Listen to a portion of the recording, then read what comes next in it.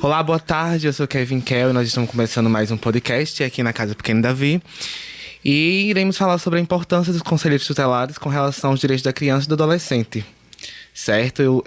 Estamos na apresentação aqui, eu e... Camila, olá, boa tarde, meu nome é Camila, estou aqui representando a Amazônia. Ai, me perdi. Pode continuar, Camila. E eu estou aqui representando a Aldeias Infantis SOS. Eu sou produtor de um projeto cujo nome é ECA na TV, da Aldeias Infantis. E, enfim, vamos começar essa entrevista tão importante. O nosso entrevistado é o Dimas, certo? E antes de começar a fazer as perguntas para ele, a gente vai fazer uma breve apresentação, certo, Camila? Isso. E aí, é isso. Vamos lá? Cumprimento a vocês que estão em casa, nos escutando, né?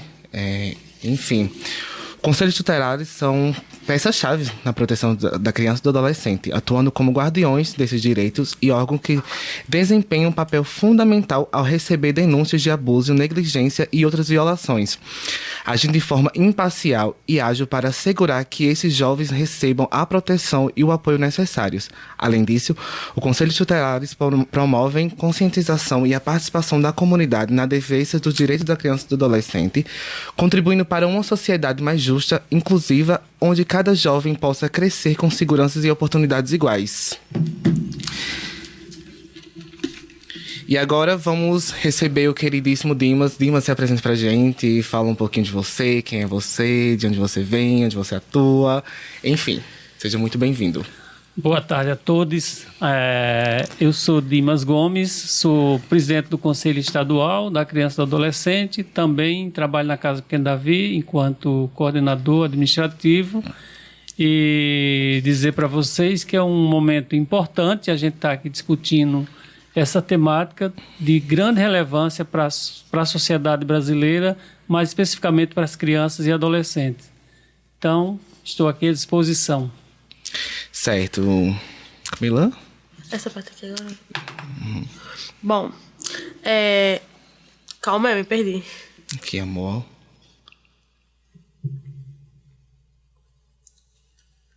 Bom, o podcast é realizado aqui na Casa Pequeno Davi, né? Com uma ação do Fórum Estadual de Defesa dos Direitos das Crianças e Adolescentes, o Fórum DCA, e convida os colegas a se apresentarem. Dimas já se apresentou pra gente, né? Então vamos dar continuidade. Isso. A primeira pergunta é para Dimas, explicação detalhada sobre o que o Conselho Tutelares, né, tem atuado diretamente, assim, porque acho muito importante a gente falar sobre isso, que é uma temática, infelizmente, tão pouco falada hoje em dia, né, que é sobre a atuação direta dos conselheiros tutelares, principalmente em comunidades. Né? Então, qual é o principal papel na proteção da criança, dos direitos da criança e do adolescente nesse foco do Conselho Tutelar, assim? Bem, os conselhos tutelares eles foram criados a partir da Lei 8.069, que é o Estatuto da Criança e do Adolescente, em 1990, né? Foi criado o Estatuto, o Estatuto foi promulgado, esta lei, e que mais conhecida como o ECA, né? Que é a Lei 8.069. Então, com essa lei é criado também os conselhos tutelares. O artigo 131 do ECA, ele vai falar para que foi criado esses conselhos, como foram criados esses conselhos e qual é o papel desses conselhos, né? Então, o conselho, primeiro, o principal papel do conselho tutelar, do conselheiro tutelar, e ele foi criado justamente para a questão da proteção mesmo dos direitos da criança e do adolescente, né? Então, o Conselho Tutelar ele tem um papel de proteger a lei, garantir esses direitos. A partir do momento em que haja violação de direito, o Conselho Tutelar vai agir nesse momento. A sociedade vai levar esses casos para o Conselho Tutelar, ou o próprio Conselho Tutelar vai identificar e vai procurar fazer os encaminhamentos para garantir a efetivação desses direitos dessas crianças e adolescentes. Seja crianças que estejam sendo exploradas sexualmente, sendo exploradas no trabalho infantil, qualquer tipo de violência que essa criança esteja sofrendo, criança e adolescente, o Conselho Tutelar ele tem por obrigação requisitar os serviços necessários para que esses direitos sejam de fato efetivados. Então, esse é o principal papel do conselheiro tutelar, estar buscando, encaminhando para os serviços para que as políticas públicas possam chegar a essas crianças e adolescentes e os direitos dessas crianças sejam garantidos. Então, ele tem esse direito, como uma das principais atribuições dele é fazer essa proteção da própria lei. Então, este é o principal papel do conselheiro tutelar. Certo. Requisitar os serviços do poder público. Garantir mesmo ali diretamente para com as pessoas. Garantir diretamente, porque ele está na ponta, ele está na comunidade, ele está... na verdade, os conselhos tutelares, a sede do conselho tutelar deve funcionar nos lugares onde mais precisa, né? Então, porque ele está presente no dia a dia, então ele precisa estar dando esses encaminhamentos, fazendo esses encaminhamentos, requisitando os serviços para garantir a efetivação da lei. Certo. Atuando ali diretamente, né, com os jovens, né, com as crianças, com adolescentes. Isso mesmo. Então, qual é o teu papel na proteção dos direitos das crianças e dos adolescentes? Bem, no meu caso, eu não sou conselheiro tutelar, né? Eu sou conselheiro de direito da criança e do adolescente. Então, acho que o nosso papel de cidadão e de conselheiro defensor de direitos humanos, especificamente de criança e adolescente, é fazer um pouco disso aí. É lutar para que as políticas públicas funcionem, para que os direitos sejam de fato efetivados. Este é o nosso papel de defensor de direito. Né? Então, ele é lógico que o conselheiro tutelar ele tem um papel específico, ele está diretamente.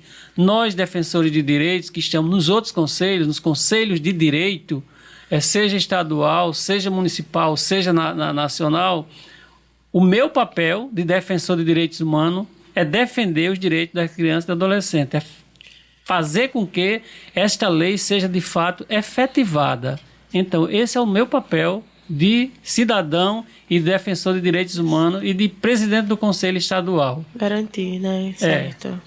Massa, Dimas. Como os conselheiros eles se organizam e atuam, assim, nos seus devidos lugares, né? Porque são divididos por regiões. E aí, como que eles se organizam, assim? E são mais de um conselheiro, né? Isso. Na verdade, os conselhos tutelares, eles foram criados, cada população, a cada 100 mil habitantes, é preciso que seja criado um conselho tutelar. No caso de João Pessoa, hoje João Pessoa tem 7 conselhos tutelares. Já era para ter 8, né? Então tem 7 conselhos tutelares. Cada conselho tutelar, cada conselho, ele conta com 5 conselheiros titulares e 5 conselheiros suplentes. Por quê? Tem suplentes? Porque na ausência daquele titular, seja por afastamento, por questões de saúde, questões de férias, então o suplente assume essa vaga. Então o conselho sempre tem que estar com 5 conselheiros e esses conselhos eles têm uma autonomia, então entre eles têm uma presidência, eles têm uma coordenação e cada conselheiro precisa estar no conselho atuando com a carga horária que deveria ser 40 horas, e o conselho precisa funcionar 24 horas com todos os seus conselhos. João Pessoa, são 7 conselhos, cada conselho 35 conselheiros, então 7 vezes 5 dá 35 conselheiros. A cidade de João Pessoa tem titulares. Então, eles se organizam dessa forma. Eles têm são reuniões que eles têm uma coordenação e tem um coordenador ou coordenadora. Cada conselho, aqui em João Pessoa, nós temos um conselho na região sul, temos outro conselho na região norte, temos um conselho na região praia, temos um outro conselho na região Mangabeira, um outro conselho no no sudeste, né? E são isso. Acho que eu falei, sim, Valentina. São 7 conselhos tutelares que João Pessoa tem e precisando criar o 8º conselho, porque João Pessoa já ultrapassa um 800, pouco grande, quase né? 900 mil habitantes. Então, e a lei diz que para cada 100 mil habitantes precisa de um conselho tutelar. Então, João Pessoa está defasada nessa questão do número de conselhos. para atender Para atender toda a na verdade, para população. suprir uma necessidade muito grande, né? Isso. Inclusive, é importante você ressaltar sobre essa questão de não estar lá 24 horas, porque, por exemplo, muitas das vezes acontece, né, alguma ocorrência de noite, na madrugada, e infelizmente o conselho vai estar fechado, né? A sede lá do conselho. Isso. Mas enfim, a próxima pergunta, Dimas. Existem dados que mostram o impacto dos conselheiros nas regiões onde atuam? Tipo assim, algum dado na região do Roger, por exemplo, que é onde a gente está agora. Existe algum dado que mostre algum desses impactos? Olha, cientificamente eu não tenho conhecimento desses dados. A gente sabe de algumas regiões, como, por exemplo, nós temos um Conselho Valentina. Nas últimas pesquisas, os últimos dados que a gente tem é que é uma região onde a violência sexual é muito grande, principalmente contra meninas. Então, mas não são dados científicos, né? Sim. Infelizmente, não temos esses dados científicos para dizer exatamente os números dessas violações de direito nessas regiões. Sabemos que existe violação de direito em todas as regiões. A questão da violência sexual, a questão do trabalho infantil, a violência doméstica são violências, isso está no cotidiano, no dia a dia, mas não tem esses dados assim. Eu não tenho acesso, não tenho esses dados concretamente para falar para vocês aqui. Então não existe nenhum dado assim, nem na mídia, nenhum dado científico que mostre essa coisa da ação diretamente ali da... Não, João Pessoa fez tem um diagnóstico que eu acho que tem uns dois anos. Certo. Então são dados que lá você vai encontrar alguns dados sobre o atendimento nos conselhos tutelares, mas são dados que já estão ultrapassados, né? Mas é como eu disse, os dados são esses, são a questão da violência doméstica, a questão do trabalho infantil, foram os últimos dados que esse diagnóstico traz, mas não está atualizado. Mas, infelizmente, no dia a dia desses conselhos, a gente sabe que ele está lidando justamente com essas demandas que, infelizmente, com a pandemia, aumentou muito a questão da violência doméstica, a questão da violência sexual. Infelizmente, e do trabalho infantil. Foram 3 pontos que a pandemia agravou. Já existia essa violação, mas a pandemia ela trouxe muito mais isso, muito mais presente, e os conselheiros tutelares estão lidando com isso aí no dia a dia, com muita frequência, principalmente a violência. Eu acho que a coisa do trabalho, inclusive dos conselheiros, aumentaram mais, né? Tipo, se antes já tinha um problema com a vinda da pandemia, acho que inclusive aumentou muito mais, aumentou, né? ainda mais. Então, na sua visão, para você, quais os principais, para falar a verdade, né, desafios que o Conselho veio enfrentando nesses últimos tempos em relação à responsabilidade? Olha, o Conselho Tutelar, os conselheiros enfrentam vários desafios. Primeiro, a estruturação do Conselho, né? A estrutura física, toda a parte de informática, a parte de prédios mesmo, de carro, então a estrutura física do Conselho ele tem uma defasagem já, né? Outra coisa é a questão da capacitação, né? Porque a capacitação dos conselheiros ela tem que ser contínua, e essa capacitação é responsabilidade do município, porque o Conselho Tutelar é responsabilidade do município manter o Conselho funcionando bem, funcionando com uma boa estrutura, capacitar conselheiros e conselheiras.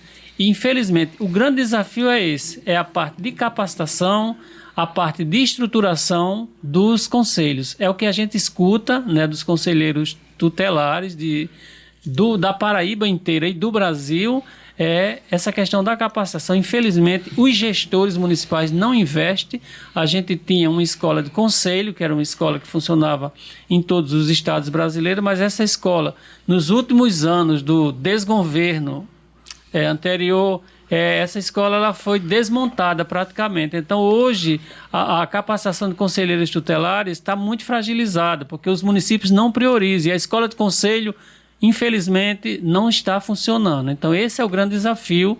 São uns dos desafios. Eu acho que se tivesse um conselheiro tutelar aqui para falar, deveria ter mais desafios, mas o que a gente tem conhecimento é a questão da estrutura e a questão da formação desses conselheiros e conselheiras.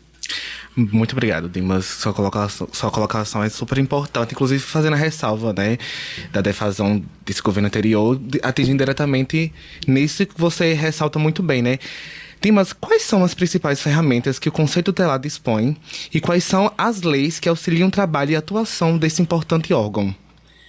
Olha, falar de ferramentas é outra coisa que eu não tenho conhecimento, assim, quais as ferramentas que eles trabalham mesmo, né? O que eles trazem para a gente.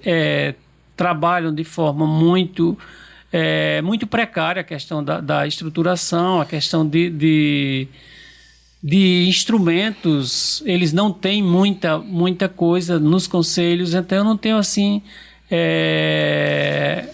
eu não tenho como falar essas ferramentas que eles utilizam. Utilizam coisas do dia a dia mesmo, né? A questão da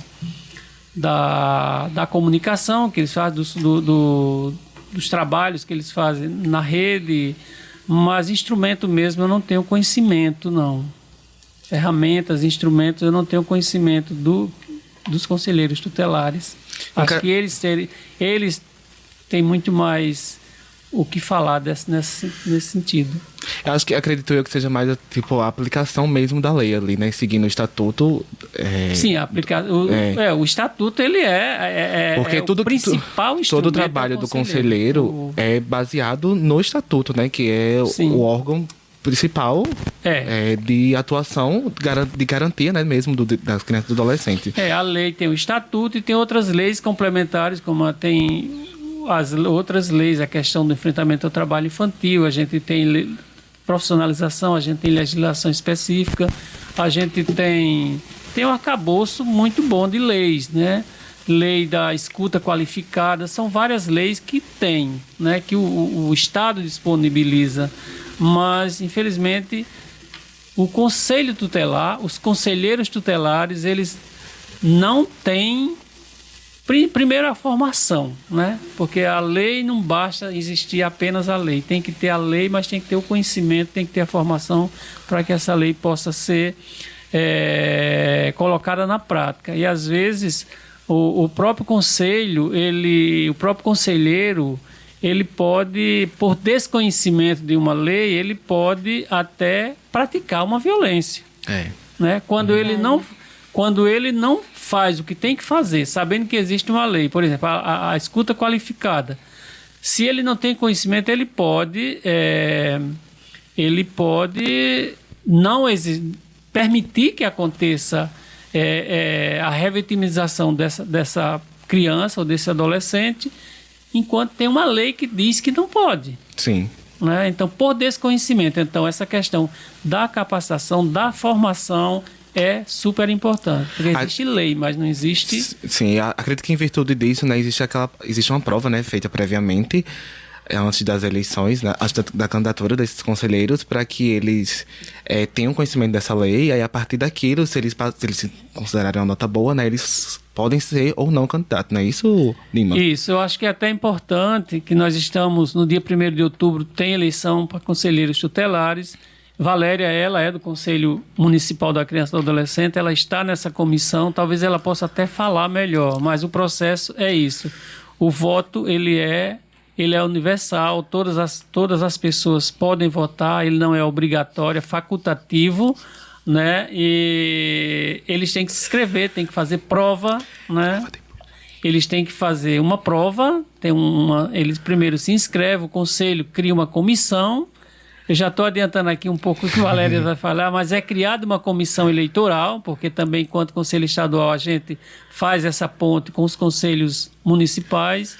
Então, é criado um edital e as pessoas podem se inscrever, né? Hoje, qualquer cidadão, qualquer cidadã, a partir dos 18 anos de idade, pode se inscrever e concorrer. Então, ele passa por um processo, ele se inscreve, faz uma prova. Caso seja aprovado, ele passa por um processo de formação também, e depois começa a campanha, e no dia 1º de outubro, porque agora é a cada 4 anos uma eleição nacional, todas as cidades brasileiras fazem a sua eleição e elegem os seus conselheiros.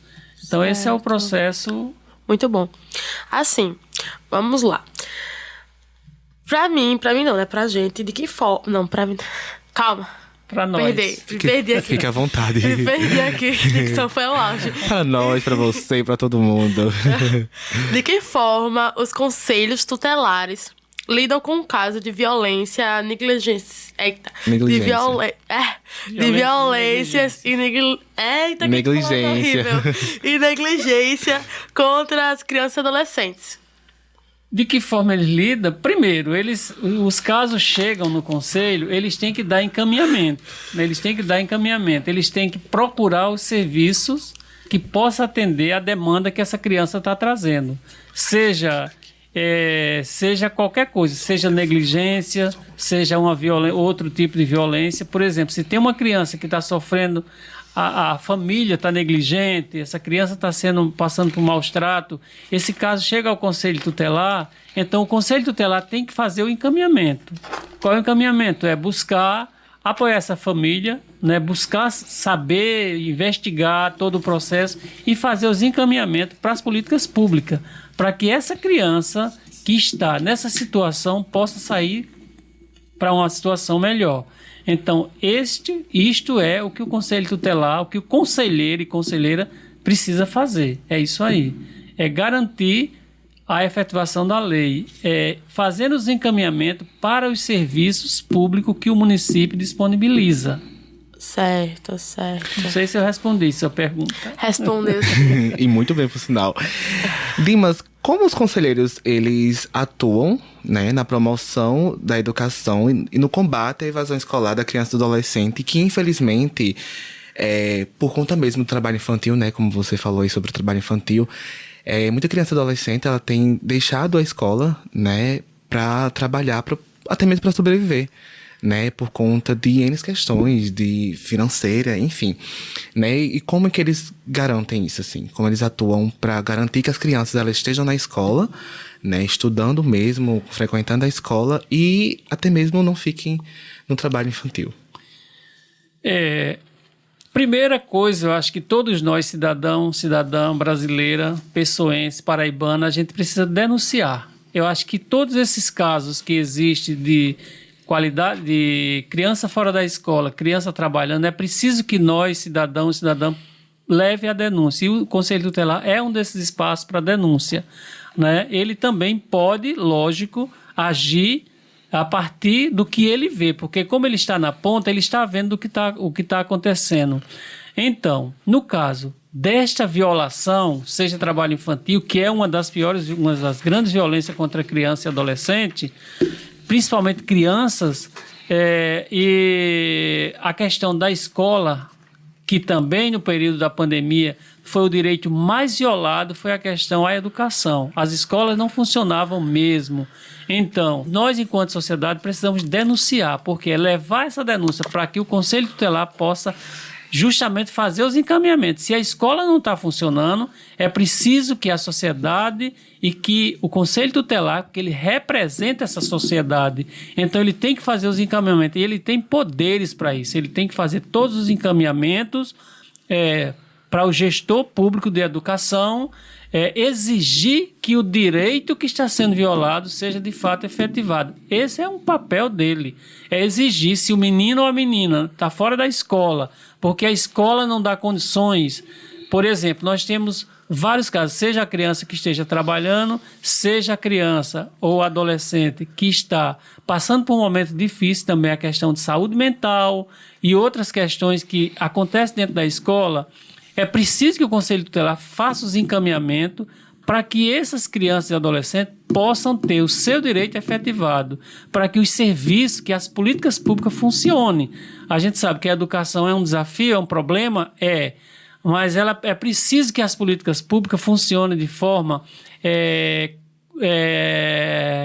conectadas, ou seja, a educação ela precisa estar dialogando com a saúde, ela precisa estar dialogando com a assistência social. Então, essa questão da famosa intersetorialidade precisa funcionar, porque senão não vai não vamos resolver os problemas. Precisa E o estar Conselho atuando Tutelar, diretamente ali, né? diretamente, conectados. E o Conselho Tutelar tem esse papel de estar acionando a rede. Nós temos uma rede de proteção e nessa rede são todos os atores que estão compondo essa rede. Sim. E o Conselho Tutelar, ele é um dos atores dessa rede. Mas lá nós temos todos os atores: Justiça, a sociedade civil, Conselho Tutelar, Conselho de Direito, todo Ministério Público, está todo mundo nessa rede. Justamente essa rede é para garantir que crianças e adolescentes tenham seus direitos efetivados. E o Conselho Tutelar, como eu disse, está na ponta, ele precisa fazer todos os encaminhamentos, denunciando, não só denunciando, mas fazendo os encaminhamentos, exigindo que as políticas públicas funcionem. Certo. Muito bom.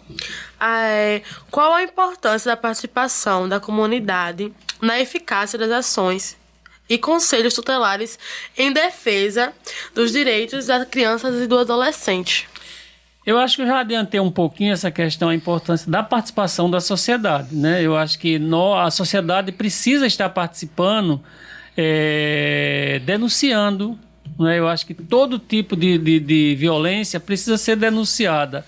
Todos nós, cidadãos e cidadãs, nós temos essa obrigação de denunciar, né? Porque a gente sabe que o Conselho Tutelar, conselheiro, ele tem uma atribuição, tem um papel, ele é pago para isso, ele é capacitado, ele é remunerado para isso, mas nós, enquanto cidadão, porque a própria lei diz, é responsabilidade do governo, da sociedade e da família, então é responsabilidade nossa. Isso o artigo 4º do Estatuto fala dessas responsabilidades. Então, nós, enquanto sociedade, nós precisamos estar denunciando. Se é trabalho infantil, se é violência, nós temos Disque Denúncia, nós temos o 123 no Estado, nós temos o Disque 100, que voltou a funcionar, porque o desgoverno anterior também acabou com o Disque 100, mas agora voltou a funcionar o Disque 100. Então, a sociedade precisa estar denunciando, porque, infelizmente, os direitos nesse país e as políticas públicas só funcionam se tiver uma pressão, e uma pressão da sociedade, principalmente da sociedade civil, né? A gente sabe que quando a gente fala sociedade, é a sociedade como um todo, mas a sociedade civil ela tem uma importância muito grande nessa questão de estar exigindo a efetivação dessa lei. Então, isto é importante, que toda a sociedade esteja atenta a tudo que for de violência, a tudo que estiver acontecendo contra criança e adolescente, porque, na verdade, no Brasil, nós temos uma legislação muito boa, uma legislação que precisa ser efetivada. São 33 anos de estatuto e a gente depara com várias violências que não deveria mais estar acontecendo contra criança e adolescente. Nós precisamos denunciar tudo isso. Denunciar, levar o Conselho Tutelar, levar o Ministério Público. É lógico que a porta de entrada das denúncias é o Conselho Tutelar. Ela é a porta de entrada. Mas a gente precisa estar levando e denunciando. O nosso papel é esse, é contribuir para que as políticas públicas funcionem de fato, para que as crianças possam realmente ter seus direitos efetivados e tenham orgulho de ser cidadãos e cidadãs brasileiras, né? Que hoje são sujeitos de direito, não são mais como antigamente, né? Até porque Coisas. A gente tem a legislação aí, né? Então ela precisa de fato ser efetivada. Dimas, no dia 1º de outubro tem as eleições, né, para conselheiro, e eu acho que era importante a gente fazer essa ressalta aqui, né? Inclusive falar sobre isso, porque infelizmente as pessoas têm visto muito pouco falar sobre a eleição dos conselheiros e não dão tanta importância para isso, né? Então eu acho importante a gente falar para essa galera que está nos escutando, procurar a escola onde voltam, procurar o conselheiro que condiz mais com a garantia dos direitos da criança e do adolescente, para que quando a gente for votar, a gente saiba quem a gente vai estar votando, saiba se aquela pessoa tem um trabalho eficaz, se aquela pessoa realmente vai garantir com que a criança e adolescente tenha seus direitos garantidos, né? E saber se aquela pessoa realmente está ali por amor ao que está fazendo ou só porque acha que é bom ou acha que vai acontecer alguma coisa futuramente, enfim. Porque isso acontece, infelizmente, muito, né? Então, é importante a gente procurar, inclusive, saber onde a gente vota. Como você falou, não é obrigatório, mas eu acho importante a gente sair da nossa casa e ir lá depositar nosso voto, porque isso é um ato de cidadania, né? A gente tá escolhendo aquela pessoa que vai ser responsável por garantir os direitos das nossas crianças e dos nossos adolescentes, né? Que, é a ponta de tudo isso, assim, toda essa legislação. Eu queria que você falasse um pouquinho sobre a importância disso. É um momento muito importante essa eleição. É preciso que a gente, infelizmente, ela não tenha a divulgação que deveria ter, né? Ela não tem a divulgação porque a população ainda, infelizmente, não conhece, né, o que é um conselheiro tutelar. Então, só que existe uma outra rede aí, principalmente contrário a nós que estamos na luta em defesa dos direitos humanos, que está organizada e estão entrando aí para concorrer aos cargos, né, de conselheiros tutelares. A gente sabe que lidar com direitos humanos é preciso que você tenha compromisso com a pessoa, para que a questão religiosa não vá influenciar nisso aí. Porque trabalhar com direito, você não tem que levar questões religiosas. E a gente percebe, infelizmente, hoje nas eleições de conselheiros tutelar, isso muito forte, né? Há muitos candidatos e candidatas que parece ser mais importante a questão religiosa do que as questões ligadas a direitos humanos. Então é preciso que a gente vote em pessoas que tenham realmente compromisso com a causa da criança e do adolescente. É importante, a gente sabe que a divulgação é muito pequena, mas é importante que a gente procure saber, cada área, cada região tem escolas. Agora o processo, em João Pessoa principalmente, vai ser todo com urnas eletrônicas. Então isso é um processo mais rápido, mas as urnas não estão em todos os setores. Infelizmente, cada região tem escolas onde vão funcionar. Por exemplo, o bairro do Roger, nós estamos, apenas uma escola tem urnas, né? Então, que a população do Roger, vou pegar como exemplo o Roger, que é onde nós estamos aqui, todos precisam votar na escola Frei Afonso. Assim, Mangabeira vai ter outras escolas que no momento eu não tenho essa relação das escolas, mas Mangabeira deve ter 2 ou 3 escolas em Mangabeira. Então é procurar saber onde está funcionando essa urna, essa sessão eleitoral, e lá dar o seu voto. Você vai votar em um conselheiro tutelar naquela região. Mangabeira nós temos 7 candidatos, então vamos eleger 5 titulares, me parece que é 7 ou 6 candidatos. Vamos eleger 5 titulares. Eu digo vamos porque eu sou da região Mangabeira, né? Eu voto em uma das escolas de Mangabeira, e é importante que nós, defensores de direito, nós que estamos nessa luta, procure falar com os nossos amigos, com as nossas amigas, com as pessoas da rua onde a gente mora, e incentivar essas pessoas a participar desse processo tão importante, que é eleger pessoas que tenham realmente compromisso com a causa da criança e do adolescente, porque a gente elegendo pessoas compromissadas, a gente sabe que as políticas é mais fácil funcionar. Porque eleger pessoas que não conhecem a causa da criança e do adolescente, que não tem compromisso com direitos humanos, a gente está sendo conivente com toda violação de direito. Então é importante que a gente esteja conectado, que a gente esteja conversando com os nossos amigos e incentivando eles para ir votar. Não é obrigatório, mas é importante que você vá, que você dê o seu voto, que você eleja pessoas comprometidas. Eu queria fazer um pequeno adendo aqui da sua fala sobre essa questão dos conselheiros, que muitas das vezes alguns se utilizam da sua religião para a aplicação dessas leis. Isso é muito grave e muito triste, porque, por exemplo, existem alguns conselheiros que são conservadores. E aí, quando acontece alguma coisa do tipo com crianças LGBT, que é o meu caso, que sou um homem gay, né? E aí, ele passa por homofobia na escola. Eu já vi casos, assim, perto de mim, né, de um adolescente estar sofrendo por homofobia, o conselheiro não falar nada, não atuar, não fazer alguma coisa, porque ele se utilizou daquilo que ele acredita enquanto sujeito, né, e não levar em consideração que ele ali está representando a criança e os adolescentes, independente de quem seja, e dependente do que ele seja também, porque a religião dele vale exclusivamente para ele. Então ele não pode aplicar aquilo ali nas crianças e nos adolescentes. Ele tá ali para garantir que a criança e o adolescente seja protegido, né, e que tenha seus direitos garantidos, né. Então isso é muito grave, a gente precisa ter muito cuidado com isso mesmo, assim, independente de quem seja, né, a gente precisa ter muito cuidado com quem a gente está elegendo, isso não só com eleição dos conselheiros tutelares, mas enfim, com todo tipo de eleição, a gente precisa ter cuidado com quem a gente está elegendo. E outra coisa é sobre a questão da divulgação. que infelizmente é tão pouca. Então a gente precisa fazer, por exemplo, boca a boca, né? A gente, como você falou, a gente falar com nossos vizinhos, com a galera que tá na nossa comunidade, com nossos amigos no WhatsApp, né? O WhatsApp hoje é um meio de comunicação muito acessado. Então manda um áudio pro teu amigo, manda no grupo que você tá participando, né? Ao invés de você tá mandando lá coisas não tão relevantes, vamos falar sobre as eleições, né? Vamos dizer, olha, se você procura saber onde é a escola que você vai votar, que é ali da sua região, procura saber quem são os candidatos que estão ali para fazer essa concorrência, né, entre eles e tal. Eu acho que é muito importante a gente, de fato, fazer essa divulgação, porque essa divulgação, ela não tem chegado a muita gente. Então, já que ela não tem chegado a muita gente, vamos fazer nosso papel, assim, enquanto cidadão mesmo, garantir que essas pessoas estejam voltando, mesmo que não sejam obrigadas a voltar, mas que elas vão lá, teriam um tempinho, assim, para que a gente escolha, de fato, uma pessoa que está ali para garantir nossos direitos, né, Dimas?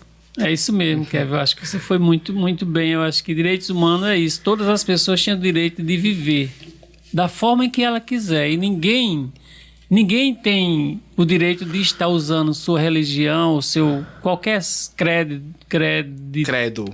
religioso ou qualquer político. Ou até o não credo religioso não, também, né? Mas você tem que saber que o seu papel é defender direitos humanos. Direitos independente humanos, do que você acredita ou não. Do que você é, ou do que você acredita ou não. Então, o meu papel é defender direitos humanos. Todas as pessoas têm o direito de ser respeitadas enquanto pessoa.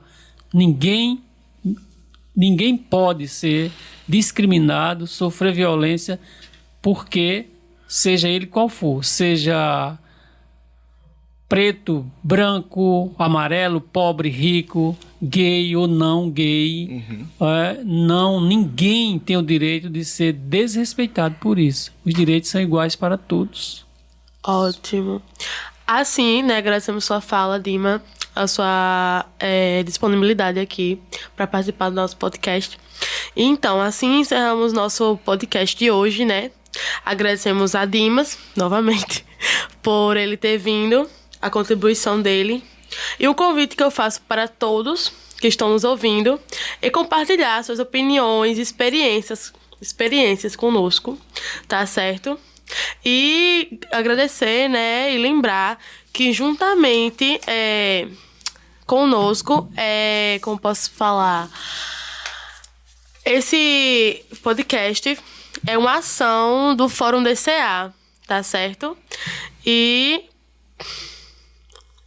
é isso. Eu tenho uma dicção horrível. Não, mulher, você foi super boa. Então, é importante destacar que esse podcast é uma ação, Dimas, do Fórum DCA, né? Que é o fórum que está ali atuando diretamente com as crianças e com adolescentes. Esse podcast é muito importante para que a gente divulgue, né, a ação dos conselheiros tutelares, essas informações as quais você trouxe de suma importância para a sociedade como um todo, né? E eu também agradeço a sua participação aqui com a gente. Que bom que você teve um tempinho para falar com a gente. E falar também com a galera de casa, né? Então, quem tá nos assistindo, eu queria pedir para que vocês nos sigam nas redes sociais, né, Camila? Eu sou @KevinKel, KEVYNKEL. Segue aí a gente, segue o Fórum DCA também, segue a Casa Pequena Davi, que a gente tá usando o estúdio da Casa Pequena Davi, né, que você deu o estúdio aqui pra gente. Segue a Casa Pequena Davi também, né? E é isso. Camila, qual é o teu arroba? Calma, não sei decorado. Siga Dimas também aí, né, Dimas que tá aí fazendo um trabalho maravilhoso, né? Lembrando a vocês também outra coisa, gente. Segue aí a gente no YouTube, né? Na verdade, se inscreve no canal no YouTube da Casa Pequena Davi, para que vocês possam acompanhar várias coisas que acontecem por cá, né? Segue o Fórum DCA também, as atividades que tem lá, né? Tem muita coisa boa para você poder acessar e assistir e compartilhar. Já, Camila? Já. Meu arroba, Então, meu arroba é _VIHK. Também, né, vamos lá, ajudando, seguindo a Amazona, que foi quem me disponibilizou, né, que foi quem me ofereceu o convite para estar aqui entrevistando o nosso presidente, né. E também vamos seguir a Arca, de onde é a ONG que eu venho, tá? Arca.Paraíba. E é isso aí, agradeço a disponibilidade de cada um de estar nos ouvindo no seu dia. E é isso, por favor, divulguem esse podcast aí, vamos fazer chegar a tanta gente, né, Dimas? Ok. Que eu acho que seja de fato super importante. Eu queria agradecer também a Aldeias Infantis SOS por me ter feito esse convite, né, ter me trago até aqui mais uma vez, né? Pra mim é de suma importância, sim, porque eu gosto muito de falar sobre esse assunto, né? Tenho atuado também através do ECA. No mais é isso, minha gente. Muito obrigada e a gente vai ficando por aqui. Até mais. Isso. Um Tchau, beijinho pra tchau. vocês. Um abraço. Muito obrigado, Tchau, Limas. tchau. Obrigado vocês. Obrigado, Kevin. Obrigado, Camila.